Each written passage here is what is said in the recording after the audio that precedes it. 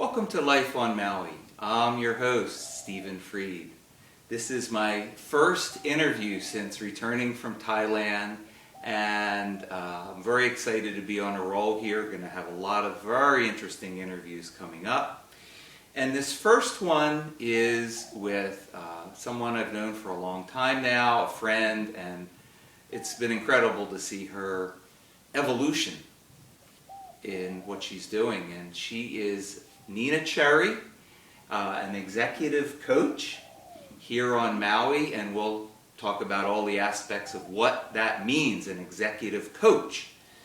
So, welcome to the show, Nina. Thanks, I'm excited to be here. Yeah, I'm really excited to have you. This has been in the works for months. Yeah.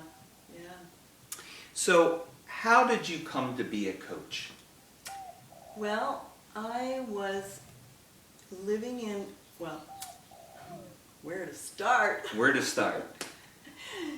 I'm from Hawaii, and I lived on Maui for years, and then I went to Oregon, and I got trained as a psychotherapist there. And the therapy that I had, the training, was very deep and very powerful. It's called Hakomi therapy. And I trained for 10 years, longer than most people, you know. And I became a teacher for the Institute, and I trained therapists all over the U.S. and Brazil in this deeper counseling method. And what happened was, part of my training, I applied to helping people get memories back. And psychiatrists and psychologists would send me their patients. Tell me what you mean by helping people get memories back. What does that mean? Well, some people go into therapy and they have a lot of problems. They are not able to have relationships. They might not want to have sex, all the problems people come with, but they don't know why.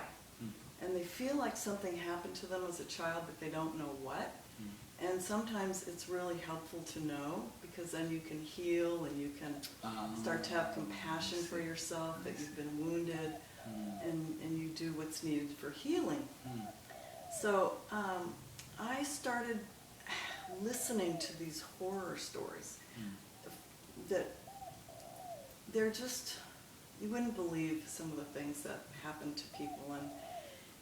And I would hear them all day long, and I would go windsurfing after work some days and try to blow the stories out. But basically I was hearing sexual abuse, cult abuse, satanic cult abuse, and I was dealing with multiple personality disorders, people who fractured under the trauma, because the psychiatrists would send me their toughest people, and I'd help them get the memories back, because Hakomi creates this really safe place, and it's not talk therapy. It creates a place where people can drop on their own pace and remember things, and I'm right there. I've done a lot of my own work, so I have seen a lot, and I can be there with people in this really hard stuff. But after 12, 15 years, it did take a toll on me. All right, just hearing all that. Yeah. Really hard. And so in 1997, I went to the first Coach Federation conference, and it was a mind blower. It was, here we are, people are healthy, they're looking forward, not back to their childhoods. They want to know what their vision is for their life. They want to start a new business. They want to know what their values are, and they're mostly healthy people, and really excited about starting a new project.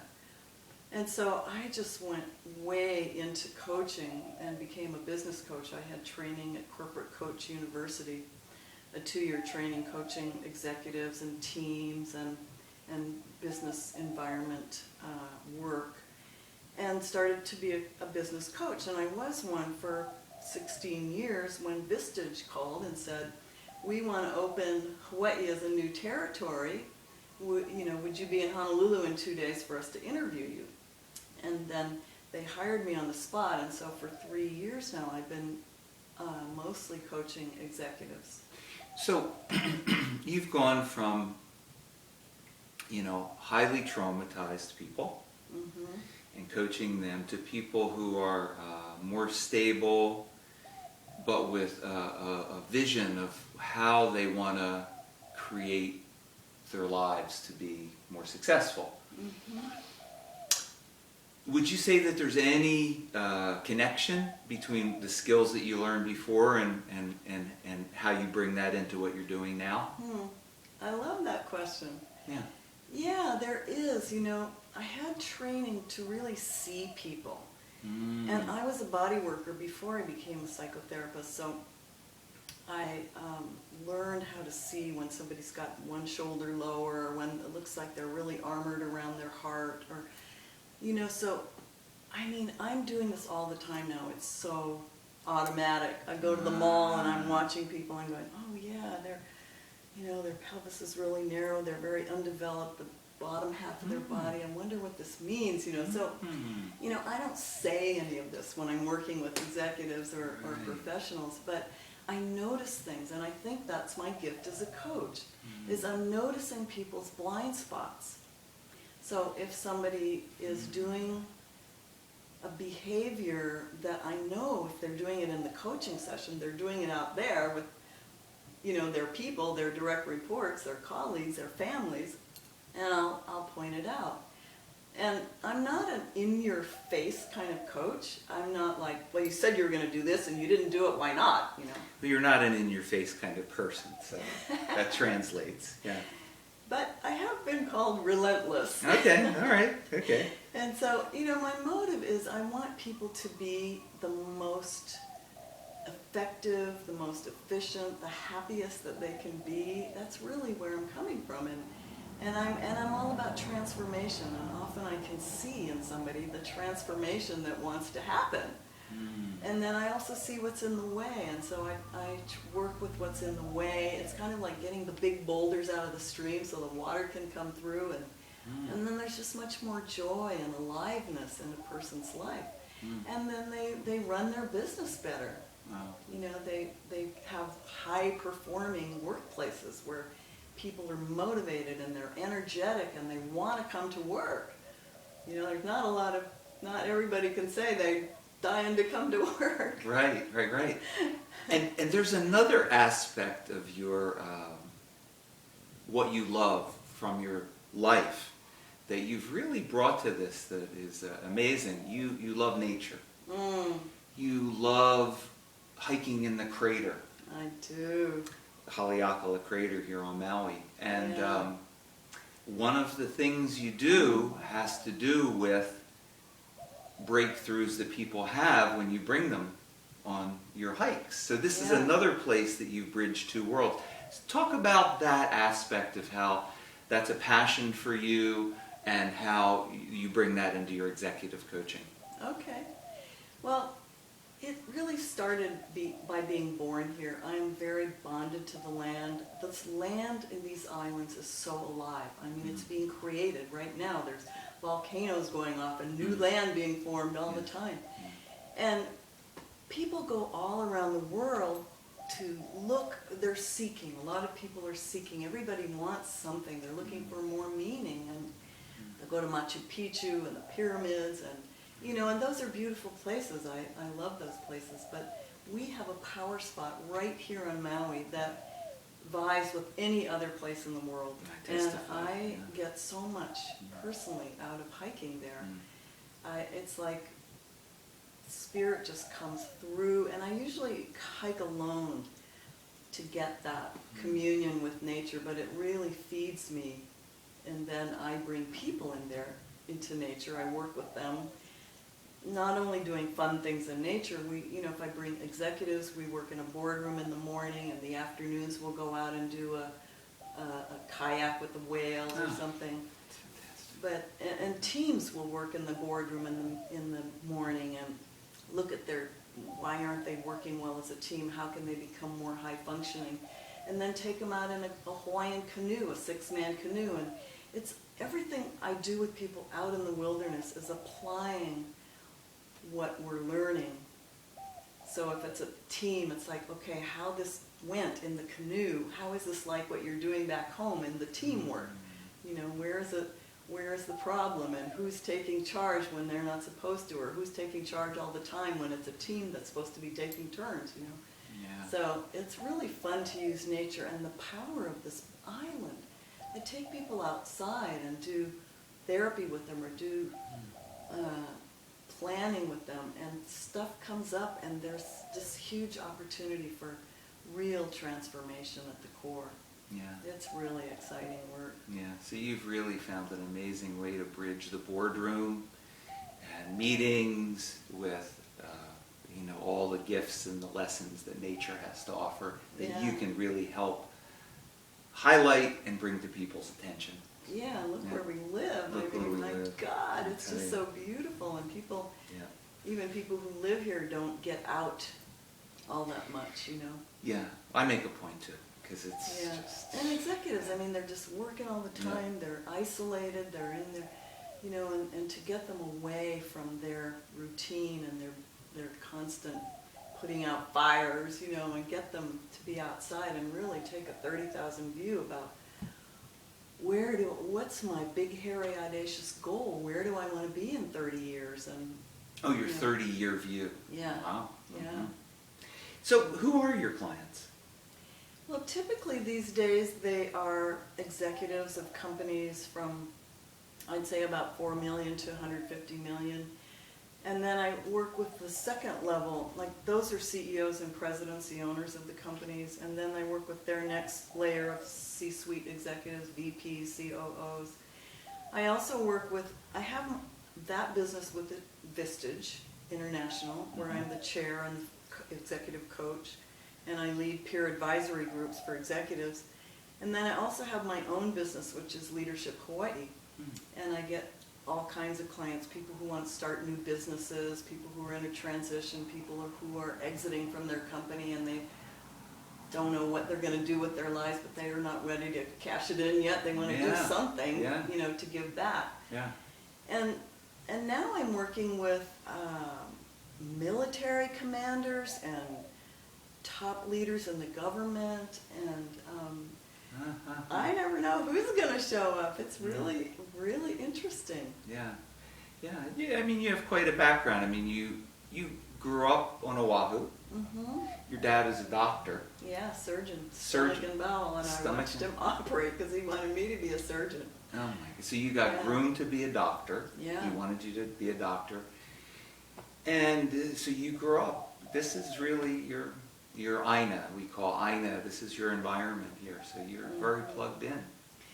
And you know what? I lived on the mainland for 20 years. I lived in Oregon. I have 3 kids, and my kids and I went to Oregon after I lived in India for 2 years in an ashram. Wow. And Wow.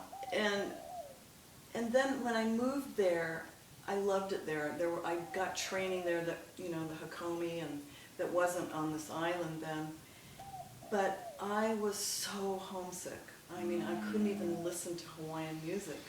I would just cry. So I didn't listen to Hawaiian music. I tried not to think about Hawaii because I couldn't get back here. Yeah. And then when I did, it was just like, kiss the ground. I'm never leaving.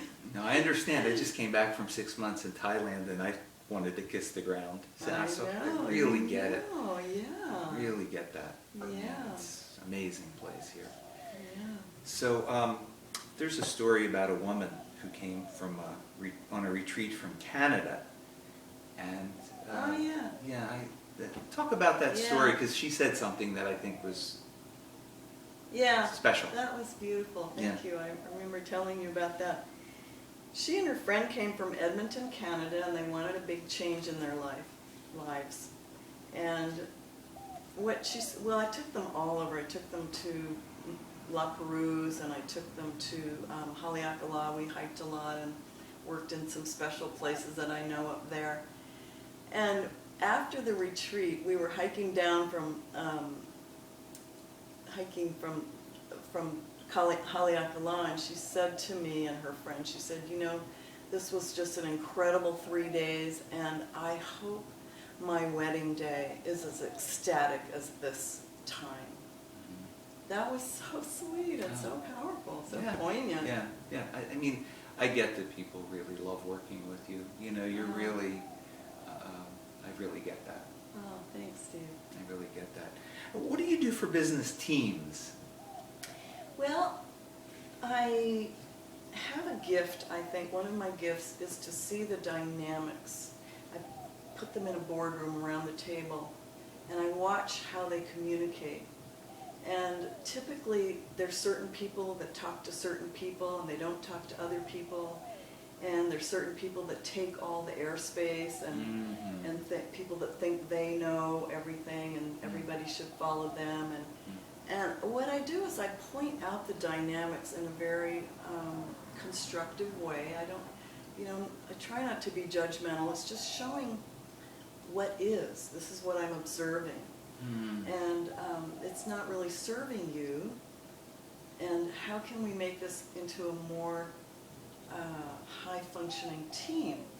So we look at their communication skills. Sometimes I give them assessments, and then I teach them about how each person's personality has a strength, and also a downside. So you might be a leader, and you might be charismatic, and you might have all the answers, but you're not very empathetic or compassionate or interested in other people's ideas.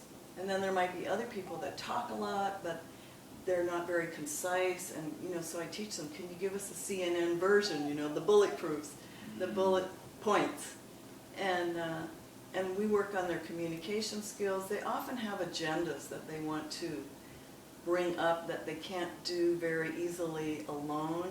Either it's touchy or they need a facilitator, and so I can create a safe place where people can really be authentic and really talk about what are the real problems that are happening here. I'm not interested in the superficial stuff that they've done with 10 other people who come in. They've done, I want them to drop down. I'm like, let's get You want to underneath. get deep. You want to get deep. And it takes a lot of finesse to talk about things that are very real with people in a way where they don't feel confronted. So, I guess all your years of working with people has helped you say things in a way that is easier for people to hear. I hope so. Yeah. I'm thinking of a CEO that I coached, and I noticed that every time I asked him a question, he'd go into a story, a long story, 10-minute story, and he never would answer my question. So I'm noticing this pattern. This is the kind of things that I pick up, So then I say, I'm noticing this thing, I tell him, and I say, let's just study that. Let's make this a laboratory, and let's just experiment with, what happens for you when that comes up. So I'm going to ask you a question. I want you to just notice, what takes you into the story, and then we get away from my question, and you never answer the question. Let's just watch how that happens. And it becomes, do you get curious about it, It's curious, and let's see how that... Absolutely. You get people's interest by engaging their own curiosity about something. Yeah. It's fantastic. That's And two things. What projects do you have coming up? And tell me more about the retreats you lead on Maui. In whichever order you want to answer this. I'll talk about what's coming up because some of them are retreats. I figured that, yeah. Well, the first thing that's coming up at the end of this month is a training that I'm doing for 8 commanders in the military. Wow. So we'll do a one-day, a lot of looking at what is working for them and not working, and they have an assessment, and they'll be doing I'm going to teach them communication skills. The skills that I learned in Hakomi, I teach in the business world. I teach them to psychotherapists, and I teach them in the business world because they're simple skills. They're not easy to learn because we're just not built that way, But anyway, I'm going to be doing that with the military, and then I'm doing a year-long program with Patricia Barley. Oh yeah. She's another coach on Maui, and she's a lovely woman, and we have a lot of skills that we're bringing together, and we're doing this year-long leadership mastery for women. So it's for women business owners and professionals, and they'll come together one day a month and have a peer advisory group and discussions, and we'll take them on outings and also coach them once a month. And then we have a retreat with them at the end of the year where we'll take them outdoors and do all kinds of fun things. And then I have a 4-day retreat coming up with a world-class speaker, Craig Weber. And he is an author of a newly published book called Conversational Capacity. And he is a really dynamic speaker. I just was floored. He came in to speak to my CEO groups. And he asked me later, can we do a retreat together? And he works with Fortune 500 companies and Boeing and big companies. And we're going to weave together our expertise. Mine is strategic planning. His is communication skills and how people break down under pressure in business situations. And then we both have this real interest in mindfulness. And so we're going to weave all of that. How can leaders become more mindful so that they are like a stone that's dropped into a pond where the ripples go out and affect all their people, by not this automatic reactive kind of thing where you say something short to somebody, you hurt people's feelings, or you're just like, you don't care. But to really learn how to be conscious leaders, it's really a strong interest of mine, and Craig's too, so we're going to be doing that in a few months. And that weaves with the next question I have with you, that I know you think you have a spiritual foundation to your work and to your life, and tell me about that. Well, I just had this memory, this very sweet memory of being a little girl and sitting at my window and looking up at the sky at night. I think I must have been 8, in Honolulu and Manoa. And the sky is very beautiful and bright there. There weren't a lot of street lights. And I would look up at the sky and I would just say to myself, what would it be like if I didn't exist? And I would say that over and over, and it was kind of like a mantra or something. I would try to wrap my head around what would it be like to not exist. And at the same time, I got at that young age what a gift it is to be alive, to be in a body, And I invited a little friend over to spend the night, and I took her to my window. And how old are you? 8, 7 or 8, and I said, have you ever thought about what it would be like to not exist? She called her mother and said, come and get me now. Right. This is way advanced. It's when most people are playing games and doctor, and you're having these. Her mom came to get her, 10 o'clock at night, and that was it. But I have this very eclectic spiritual background where I consider Jesus Christ and Mary Magdalene as 2 of my top guides, but I don't think of myself as Christian exactly. Yes. I'm totally open to Christianity, but it's almost like I'm more where they were before Christianity with, I believe she was a temple high priestess, and, I think I'm more of a pagan, actually. That's why I like the outdoors so much, But I have had some very powerful spiritual teachers in my life, and I had, in 1975, Jack Kornfield and Joseph Goldstein came to Maui, and they gave a 10-day Vipassana retreat where we meditated all day long for 10 days. Oh. And you don't say anything, you can't talk, you just meditate from 5 in the morning till 10 at night. And that was a really beautiful training, and I became friends with Jack, and then I took several more of those 10-day training sittings. And I did one in Zazen where you just look at a white wall for all day for 10 days with eyes open. That gave me a good background in mindfulness, but a very special blessing that I had in my life was that in 1974 or 5, I think, around there, people will remember this, Karmapa came to Maui, and he is as high up into Tibetan Buddhism lineages as the Dalai Lama. It's a different lineage. And he came here in 1975. I have no idea why he came here. I'm sure somebody who was a Buddhist brought him here, but that was his 16th incarnation, if I'm correct. Now he is in his 17th incarnation. But he gave us all, we lined up, the Maui family, to get our red string and our names, and it was such a blessing. And he was written about in that book, Tibetan Living and Dying. And Karmapa was somebody who practiced Tonglen. He was a master at Tonglen. Tonglen is you take darkness into your heart, you breathe it into your heart transforms it, and you breathe out again the light and the health. And he would breathe in people's serious illnesses. I mean, cancer, diabetes. I don't even remember what all, I read this a while ago. And breathe out healing, but he would actually take on the illness. And I don't know, I think Something really happened to you at that time. That was a major. Yeah, and Tonglen has been a really powerful practice for me, as well as Vipassana. And Ho'oponopono. I go up to the crater, and one time I started doing Ho'oponopono, and I ended up doing it to every man that I had known since 5th grade. Wow. You know, it took me hours on the edges, you know, I'm just going, I'm sorry, please forgive me, thank you, I love you. You know, and then I was saying it to myself, and then I was saying it to all the women in my life, and my parents and my children, you know.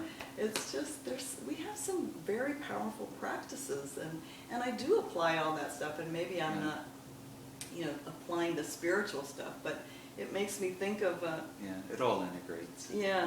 I'm thinking of something that one CEO client said to me, which was, you are the only person that I can tell everything to. And that's really sweet.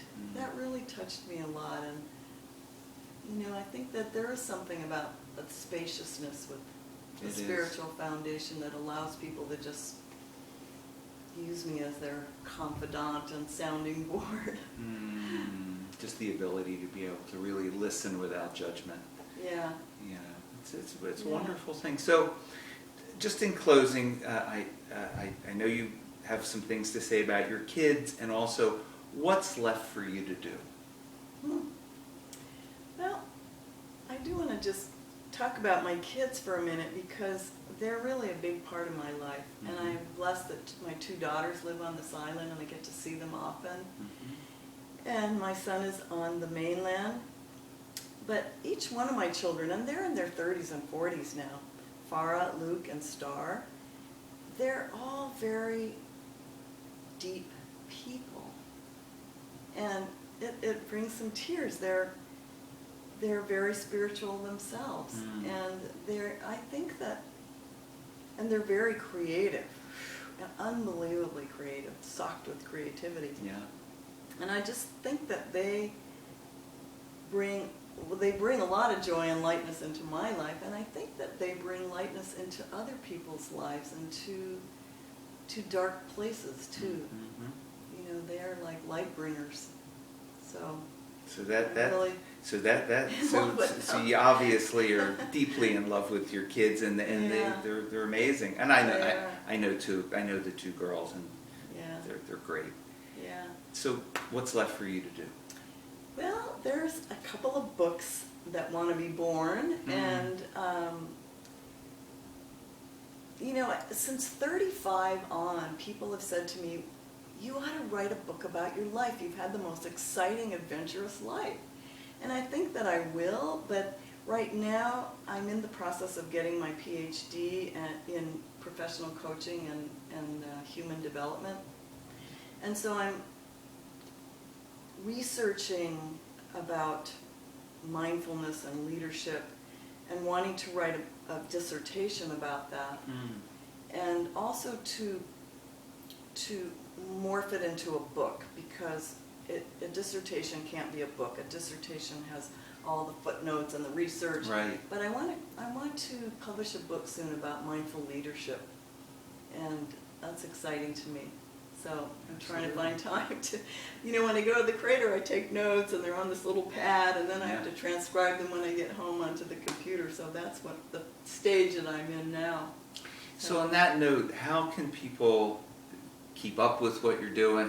What's your website? How can people, you know, how do you want to put it out there. Do you have a website? Something, Yeah. some way people can be in touch with you. Yeah, my website is leadership-hawaii.com, and that's the easiest way they can contact me there. Perfect. Leadership-hawaii.com. That's right. Okay, good.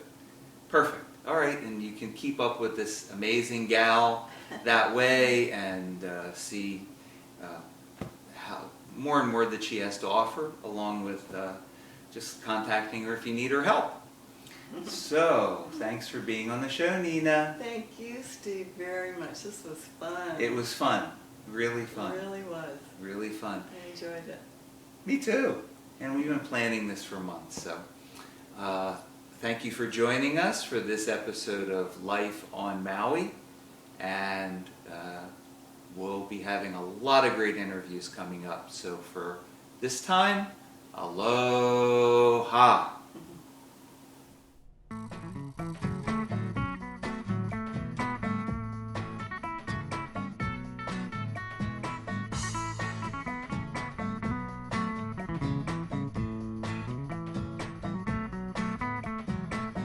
Call me crazy, but I'm never